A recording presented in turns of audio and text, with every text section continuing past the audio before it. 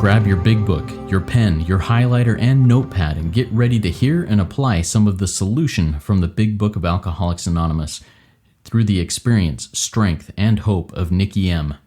To have a question addressed in a future episode of Noodle It Out with Nikki, please send an email to noodlewithnikki@gmail.com, and Nikki is spelled with 2 Ks.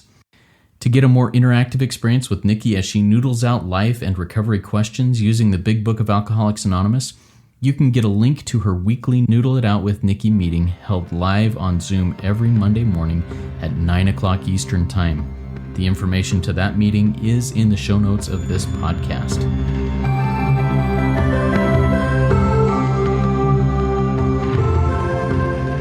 God morning, God afternoon, and God evening to all. I'm Justin B. I'm the son of an all-powerful and all-loving God, a power much greater than myself, and a qualifying addict of multiple fellowships, living in the miracle of recovery. And I'm here with the intelligent agent, spearhead of God's ever-advancing creation, and my co-host, Nikki M. Nikki, take a second, say hi, and introduce yourself. Hi, everybody. Today it seems I'm Noodle with Nikki, and I'm just so grateful to be here. God chose me, and I'm not sure why. If you have a powerful God, your God will choose you to do amazing things. And I'm just grateful. Today I'm going to identify as a servant. I'm a servant of God. So happy to be here. Love that, Nikki. And I love this concept of God having a plan for us. And we talked about that in our last episode that we recorded, that there's a plan there, and it's much bigger. It's different than what I imagined it to be, but it's much bigger and much more powerful, and can be, as long as I give myself to that power and allow that power to be the director and me not trying to direct the play. If you out there are new to Rico 12, jump into the show notes, find out all the different resources we have. If you feel like moved to help support this project, which is self-supporting, please consider donating. You can do that at all of we got links in the show notes there also.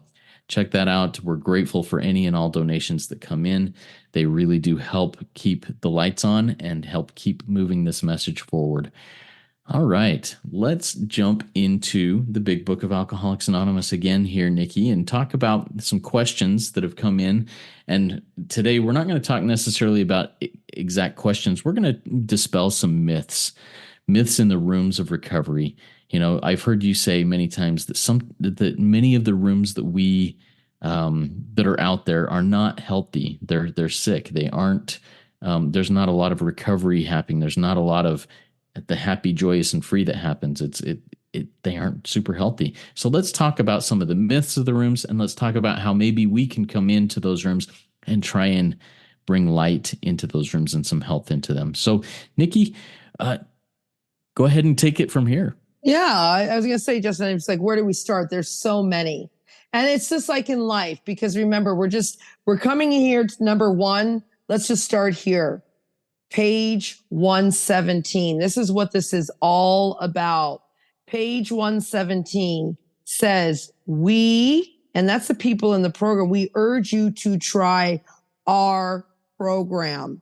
See, this is a program. You're coming in here and you're getting a whole new set of beliefs. You're getting the book right here, page 117, a radically changed attitude. And sometimes we come in here and we're like parrots. We just repeat what we've heard over the years. And listen, what was it? I'm not a historian. Better people than me can tell you all the history of AA. All I know is this is written in, 1935s, 40s, and we're in 2024. So almost 100 years later, everyone remember the game telephone. You tell someone something, and by the time it gets back around the classroom to the 20th person, it's something completely different than what does the book say? So we always want everybody to dispel any myths in the room. If it doesn't match up with the book, don't do it. Now, if you're basing it off what worked for somebody, like experience, strength, and hope, and we do share our experience, strength, and hope. But I hear things like, definitely in preambles or at the end of a meeting, and I've been guilty of it in my own meetings. Raise your hand if you need a sponsor. It does not say raise your hand. Why? The alcoholic in the corner The sex addict, the food addict, they are withdrawing. They off the benzos in a room, they can't raise their hand. They're shaking, they're dying. They don't even know what the room is about. Now, where does it say that? Let's go there on page, I want to say it's page 19, but let me see here. It says right here, bottom paragraph on page 18, that the man, that's the big book sponsor. That is the BBS, the big book sponsor who is making the approach. We make the approach. Why? We've had the same difficulty. We know what we're talking about. We're a person with a real answer. See, there it says make the approach. It also says it on page 153. Let's go there. It says, they will approach still other sick ones. That's what it says on page 153. They, recovered people, will approach other sick ones. Why? They're sick. They're new to a room. They don't know to raise their hand. And then it says here, second paragraph from the bottom, in the chapter Working with Others, you gathered an idea. Remember, we're getting new ideas here of how we approach and aid others to health. So if you are in a meeting and it says raise your hand, go to the business meeting and change the preamble and wake up your sponsees, wake up the old timers, and wake up the parrots in the room who are just repeating. Call your sponsor every day is another myth. That's another myth. I got fired, okay, Justin? That's when I found Cameron F. because he lives across the street, and I woke up and I worked late. This is when I had a JOB, a real one, when I was plugged in the matrix, and I didn't call my sponsor. I worked late. So I did catering, and I didn't call him at 9 a.m. or 8 a.m. I was still sleeping. And he's like, Nikki, you're not taking this serious. I have to fire you. It's like, I didn't see in here, call your sponsor as an instruction. Now, I did see all over the book, ask God. And you see, that's where we have to get your sponsees into asking God. Well, what page is that on, Nikki? Well, it's everywhere, but it's especially, as we go through the day, we pause, we constantly remind ourselves. That's on page 87, 88. We're getting humble. We ask, especially page 87. Who are you asking? Your sponsor? We're asking, especially from freedom from self-will. You asking your sponsor? No, you're asking God. It says on step 9, all over step 9, it's like page 76. You ask God until it comes. What are you asking? For the willingness. It says, if we haven't the will to do what? To sweep away your debris. You ask God. It doesn't say call your sponsor. It says page 78 or 79. You guys have to look for it in your book. It says, we ask God that we be given strength and direction to do the right thing. Why are you calling your sponsor and asking? Now, if you cannot hear from God, you do need to call your sponsor and get them to help you noodle it out. Because here it is, page 102. Your job is to be helpful. So sponsors, direct your sponsees back to page 102. What's the most helpful thing for you to do? I mean, it's all over. Oh, I'm afraid, says my sponsee, says Nikki. Doesn't say call your sponsor. It says on page 68, we ask God to remove our fear and direct our attention. Are you doing that? I mean, Justin, I'll stop right here. Any questions about that, or just jump in here if you have something to say? No, but I do hear that. I mean, that is a very powerful myth in the rooms. Hey, contact your sponsor. You're struggling. Are you triggered? Are you wanting to drink? Are you wanting to do this? Is the obsession setting in? Call your sponsor. And yes, but that's not the first thing. In fact, I love the step 10 process, which is all about this. It's all about this. That this thought brings us to step 10 on page 84. Let's see. We continue to watch for selfishness, dishonesty, resentment, and fear, and what triggers, whatever you want to call these things, and then it says, when these crop up, we ask God at once to remove them. It doesn't say call your sponsor. It says at once we ask God. The next step is then we discuss them with someone immediately and make amends quickly if we have harmed anyone. Then we can make connection with humans, because we have now connected with the spiritual. We have now connected with the divine, the power much greater than human aid, that we spent a lot of time in this last episode talking about human aid and it not being effective enough. I tap into the power. I then reach out to a human, and then I move on. I turn my thoughts and get to service, get to helping others, because that's the order of things as it's laid out in the big book. God, others, serve. Any thoughts on that, Nikki? No, exactly. I'm going to go to the next one because I think you have thoughts on these things, because everyone get a God squad, because I do have one thought on it. As you said, it doesn't say call your sponsor, it says ask God. And I love where you took us to step 10, because why? Well, the step 12 promises are coming true for your sponsor. Life will take on new meaning. See, I'm out having a good time in Luxembourg. I'm not taking your call. So you're going to have to figure it out. You're going to have to be sponsoring. How about that?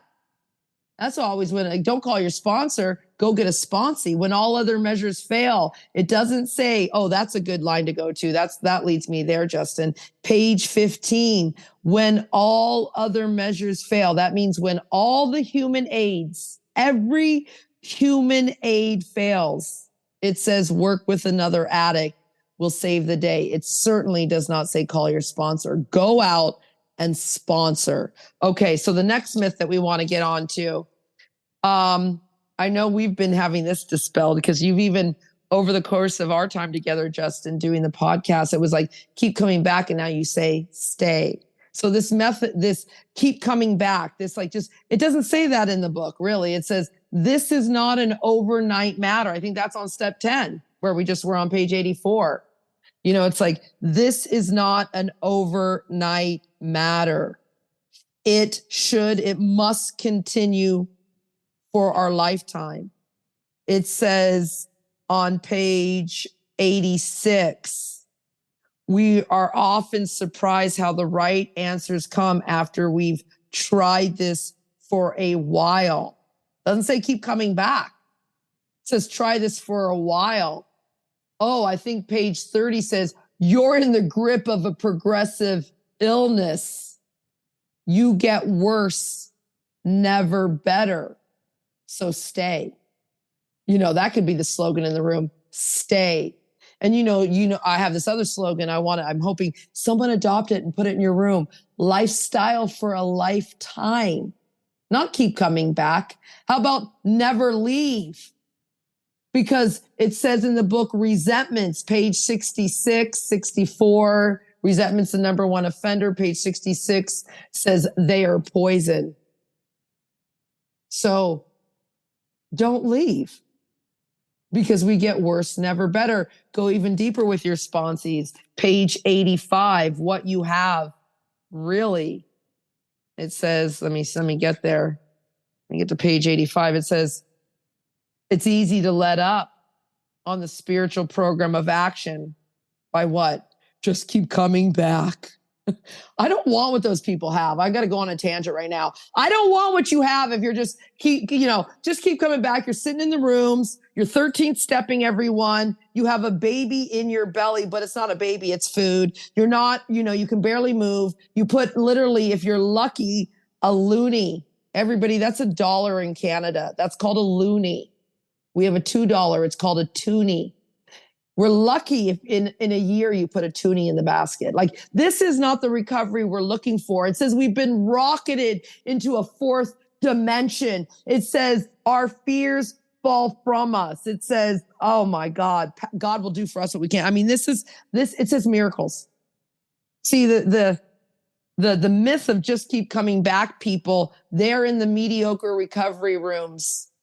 And I don't want that, Justin. I want the people who stay, whose lives have been rocketed, and who know that what they really have is a daily reprieve, page 85, contingent on the maintenance.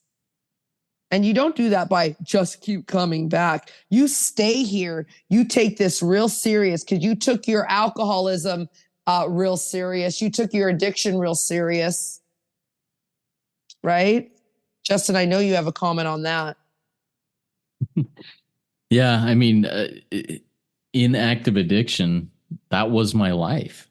I didn't want it to be my life, but it was my life. I did want it to be my life, obviously, because I was doing that. But, um, it just was, I gave everything I had to it, whether it was consciously, willingly or not. And to be and live these miracles of recovery, I need to be all in. I need to devote just as much time, energy, focus to recovery, to doing what God would have me do, as I did in addiction, to, devoting that time, money, uh, effort, blood, sweat, and tears to my addiction to get that next high, whatever that may look like. And now I just need to do the same with recovery.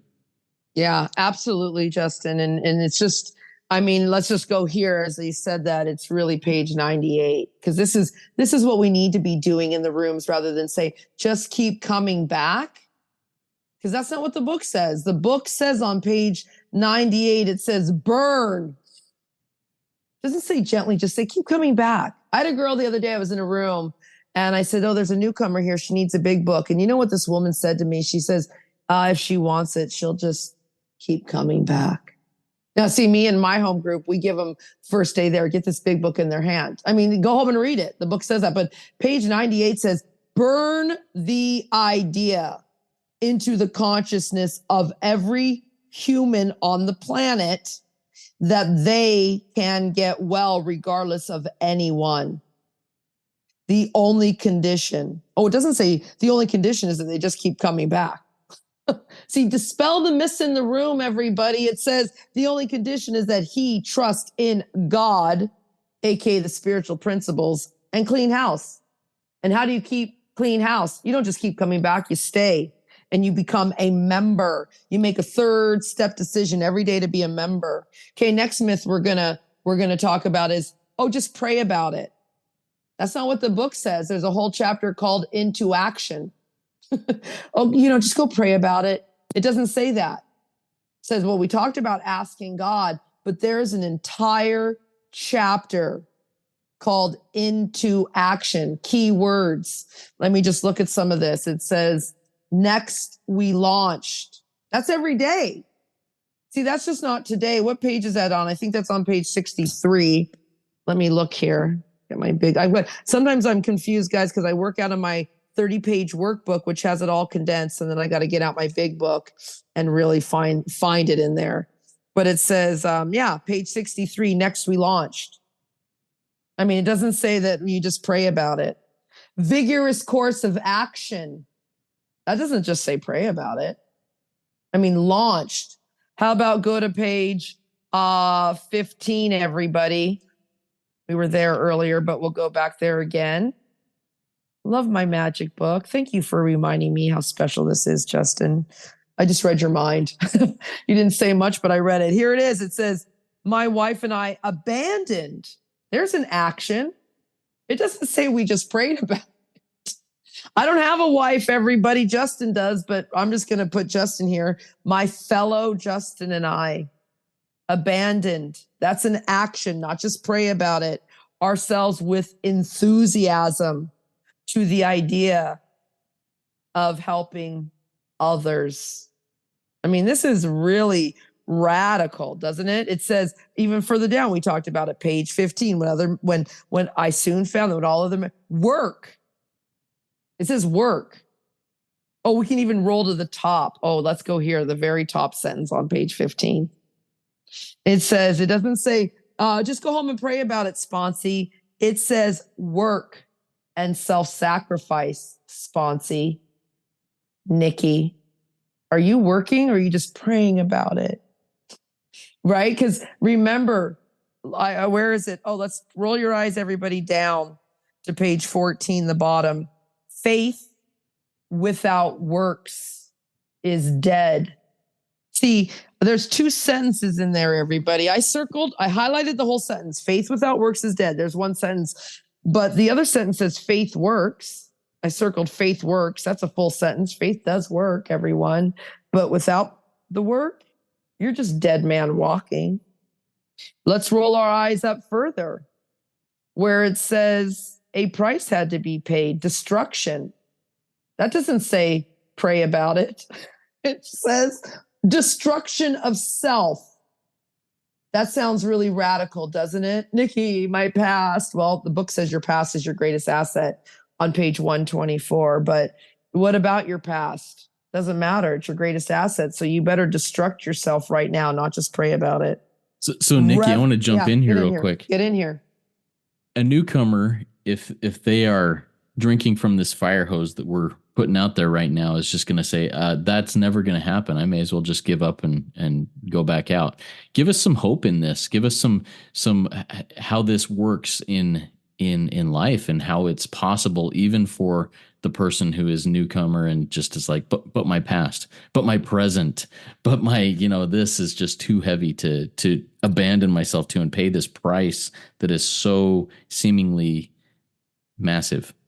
Okay, great. You're right. So for today, because remember, it's a daily program, a daily reprieve.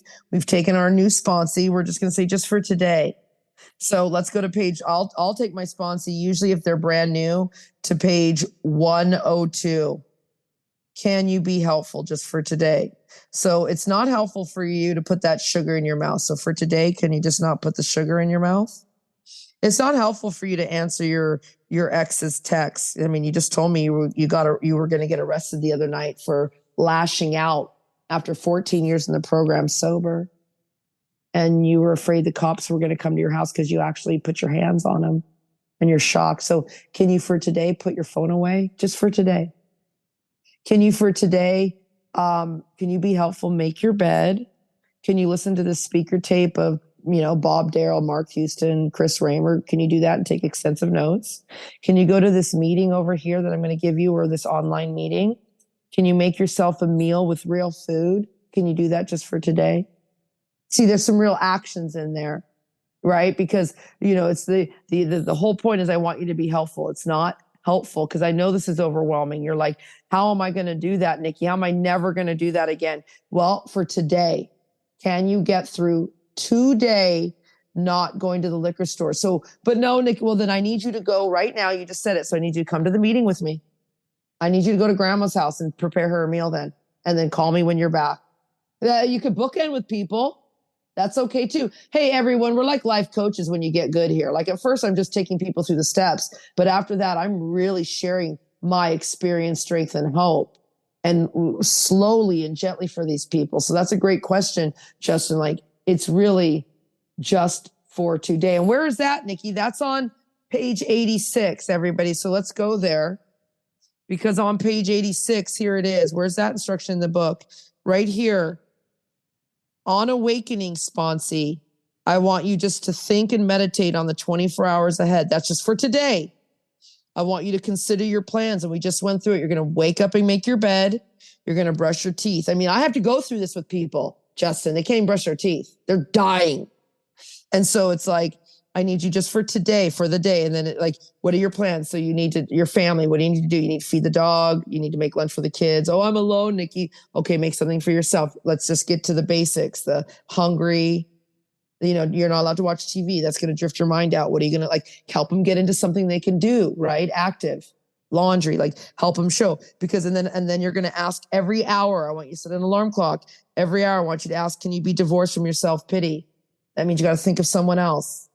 So maybe you're going to obsess about gratitude every hour on the hour. I want you to go body scan because you're a beautiful person. Just stop and think you have eyes, legs, really slowly through these people, take them through something like that. And if you have help, always, I'm reachable on WhatsApp. Justin is. There's lots of resources out there on how just to get through the day. And at the beginning, Justin, in the program, you do need a meeting a lot. Whether it's online, I understand that meeting makers make it. No, they don't. But at the beginning, you need to be in this lifestyle around people who are talking, walking, and thinking like this and who can help you, not just say pray, right? Does that help, Justin? It does. It does. Thank you so much for breaking it down to the one day at a time. I mean, that's one of the things we say also, but I think it's something that's here. Let us think about the 24 hours ahead. And I love the phrase in that same paragraph. Before we begin, we ask God to direct our thinking. And you talked about that it be divorced from self-pity, dishonest, and self-seeking motives. I'm going to share just a real quick experience. A few times in my recovery, I have looked at my day ahead and went, "There is no way I'm not going to be able to get this all done. I can't put God first. I can't do this. There's just too much." And I felt in my morning quiet time, because I still took time to do that, the guidance to exactly what you said, Nikki. Every hour on the hour, set an alarm, and every hour give God. This was what I was invited to do. Give God 3 minutes at the beginning of every hour. That's 5% of the hour is what that is. And I'm like, I can't give 5%. But as I did it, that hour became way long enough, and I would finish my day's expectations and requirements like early, like 2:30 or 3 in the afternoon. And then I was like, wait, this was supposed to take until, well, beyond midnight. There's no way I was going to be able to get this all done. So my experience is when I trust God, when I turn to God, my day is lengthened out in a way that is miraculous, even when I don't think it can happen. And I think that's one of the things that when I ask God to direct my thinking just for today, today becomes manageable is not the right word. Today becomes survivable and even thrivable. So, anyways, any other final thoughts on that, Nikki? Just some final thoughts of that's a step, of course, 9 promise, God doing for you what you cannot do for yourself. And another promise, on page, I think it's 87, 88, is that you're becoming more efficient when you do these things. You're not tiring so easy. You're not burning up energy foolishly as we did when we're trying to arrange life to suit ourselves. And my final thought after you take us out, before you take us out, Justin, is this. The last myth I want to dispel really here, because we've done a lot. We could go on and on. Keep your rooms awake, everybody. Keep the fellowship awake. We don't want to drift far from the book, because we have drifted far from the book. And I want to say this. Nikki, I have a sponsor. Okay, but do you have a sponsee? Okay, this is what this is about. Justin and I were in the rooms a long time. We were not carrying the message, sponsoring like we are now, slowly, but whatever it looks like. Are you sponsoring? This is you have to work all 12 steps. But when you hear someone in the room, yes, Justin, I do have a sponsor. Okay, next question. Are you sponsoring? No. How long you been here? 3 years. What step are you on? Step 4. Nope. You understand, like, we've got to get in there and really, because remember, sponsees are the lifeboat in a sea of me. Me. I. Self. I. Me. What about me? Self, I. Ism. Alcoholism. In this disease of alcoholism, sponsees are the lifeboat, the life jacket, the raft in the Sea of Nikki. So please, everybody, when you hear that myth, but I have a sponsor. But do you have a sponsee? And if they answer no, get them into the solution. That's my final thoughts. How about you, Jerry Springer? Beautiful. And I really appreciate the insights you put into the keep coming back. It works when I work it, you're worth it, which I still believe, but I think that the phrase can be, or the idea behind the phrase and the word said can be adjusted. I think stay. And we've gone into that stay, sit all the way, come all the way in, sit all the way down. But another thing that you said was just this daily thing. Be here every day, never leave. And I love the idea of launching into the rest of the day. That doesn't mean that I'm taking, well, it shouldn't mean that I'm leaving what I am experiencing, whether it be in the meeting or whether it be in a conversation with a sponsee, whether it be my time with God. I launch today carrying those things with me and not leaving them behind, because leaving them behind isn't going to do me or anyone else any good. So let's launch off out of here, committed to, or with the decision to do and rely on that power greater than us. because that power greater than us thinks we're worth it, because that he keeps providing what we need.